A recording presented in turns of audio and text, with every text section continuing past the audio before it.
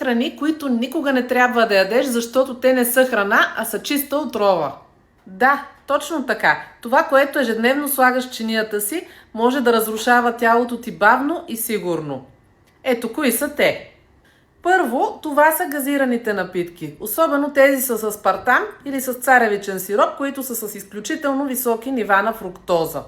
Те не само влияят на високите нива на затлъстяване и диабет, а влияят и на нашия черен дроб и също така променят чревният микробиом. Аспартамът се свързва с тревожност, раздразнителност и дори с депресия. Второ, това са фастфуд храните, особено тези от веригите. Защо? Защото те съдържат високи нива на трансмазнини и акриламид, а те са доказани с нивата си на канцерогени, които се образуват при повишеното нива на температура при пържене на мазнините. Трето, това са обработените меса, като колбаси и кремвирши. Защо? Те са пълни с нитрати, нитрити и сол.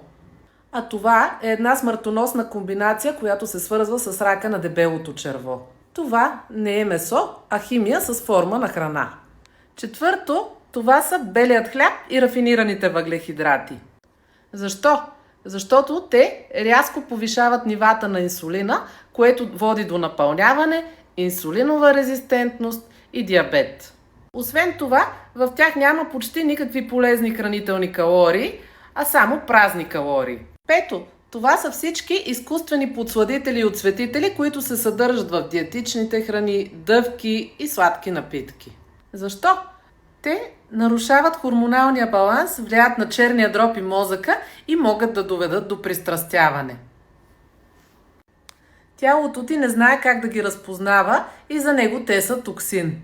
Ако искаш да живееш пълноценно и здравословно, започни от това, което махаш от чинията си. Напиши в коментар коя от тези храни ядеш най-често и коя от тези храни ще спреш още от днес.